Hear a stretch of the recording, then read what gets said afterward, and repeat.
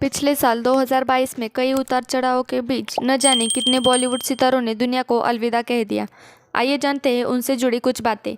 मैं हूं सानिका और आप देख रहे हैं गॉसिप विद सानिका। साल 2022 खत्म हो चुका है। जैसे जैसे समय आगे बढ़ता जाता है वैसे ही उस पल की कुछ यादें रह जाती है। ये साल जहां कुछ अच्छी यादों को अपने आप में समेटे हुए जा रहा है, वही साल 2022 में कुछ दुखद पल भी थे जिन्हें शायद ही कभी भुलाया जा सकता है। ऐसे ही पलों में शामिल थी कुछ ऐसे बॉलीवुड सितारों की दुनिया से विदाई जो आज भी हमारी आंखें नम कर देती है। मशहूर गायिका लता मंगेशकर से लेकर बप्पी लहरी तक, कॉमेडियन जगत के बादशाह राजू श्रीवास्तव से लेकर सिंगर के तक, न जाने कितने ऐसे सितारे जिनकी दुखद मृत्यु ने हम सभी को रुला दिया। आइए जानते हैं ऐसे मशहूर सितारों के बारे में जो साल 2022 में हमसे बहुत दूर चले गए हैं और दुनिया से अलविदा ले लिया है। पहले हम बात करेंगे अरुण बाली। फिल्म जगत हो या टीवी इंडस्ट्री, अभिनेता अरुण बाली के नाम से भला कौन अनजान है। उन्होंने कई फिल्मों में काम किया और टीवी सीरियल में भी अपनी पहचान बनाई। इस साल 7 अक्टूबर 2022 को अरुण बाली जी ने आखिरी सांसें ली और दुनिया को अलविदा कह दिया।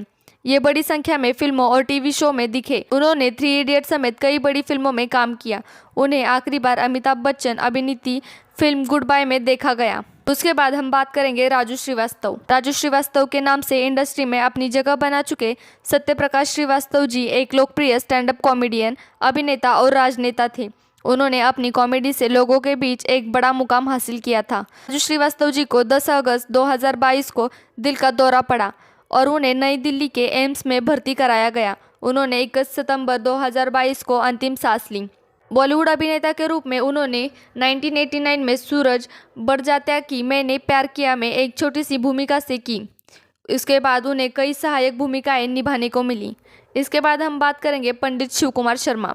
1938 में जम्मू में जन्मे पंडित शिव कुमार शर्मा भारत के हिंदुस्तानी शास्त्रीय संगीत के उस्तादों में से एक थे। उन्होंने बहुत कम उम्र में संतूर बजाने के लिए राष्ट्रीय और अंतर्राष्ट्रीय पहचान हासिल की थी। लोक वाद्य यंत्र के रूप में दुनिया भर में अपनी शैली में लोकप्रिय बनाने के लिए जाना जाता था। उसके लिए उन्होंने 1986 में संगीत नाटक अकादमी पुरस्कार, 1991 में पद्मश्री और 2011 में पद्म विभूषण से सम्मानित किया गया था। उन्होंने 10 मई 2022 को कार्डियक अरेस्ट से 84 वर्ष की उम्र में मुंबई में अंतिम सांस ली और हम सभी को अलविदा कह दिया। उसके बाद हम बात करेंगे कृष्ण कुमार कुन्नत उर्फ के। प्रसिद्ध बॉलीवुड गायक कृष्ण कुमार कुन्नत, जिन्हें के नाम से जाना जाता है, उन्होंने प्यार के पल और यारो जैसे कई हिट फिल्मों में बतौर प्लेबैक सिंगर काम किया। एक प्लेबैक सिंगर के रूप में उन्होंने ओम शांति ओम के, आंखों में तेरी, जन्नत के, जरा सा बचना ए हसीनों के, खुदा जाने जैसे कई गीतों के लिए अपनी आवाज़ दी। के ने साल 2022 की 31 मई को कोलकाता में आखिरी सांस ली।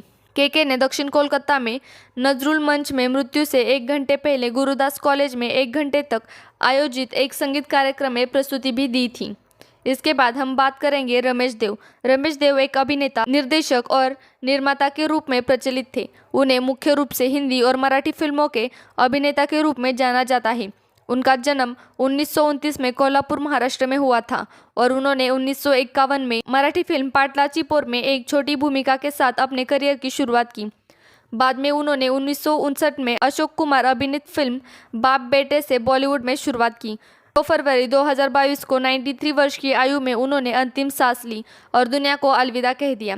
इसके बाद हम बात करेंगे लता मंगेशकर। लता मंगेशकर एक भारतीय पार्श्व गायिका थी जिनके नाम से कोई भी अछूता नहीं है। इंदौर में 28 सितंबर 1929 के लता मंगेशकर और सेवंती के घर में जन्मी भारत कोकिला लता मंगेशकर एक भारतीय पार्श्व गायिका, संगीतकार, निर्माता और अभिनेत्री थी। उन्होंने 13 साल की उम्र में साल 1942 की मराठी फिल्म किती हसाल के लिए अपने गायन करियर की शुरुआत की। 1947 में आपकी सेवा में से बॉलीवुड गायन की शुरुआत की। लता जी लगभग 28 दिनों तक निमोनिया और कोविड से लड़ती रही और अंत में 6 फरवरी 2022 को उन्होंने दुनिया को अलविदा कह दिया। लता मंगेशकर के बाद हम बात करेंगे बप्पी लहरी।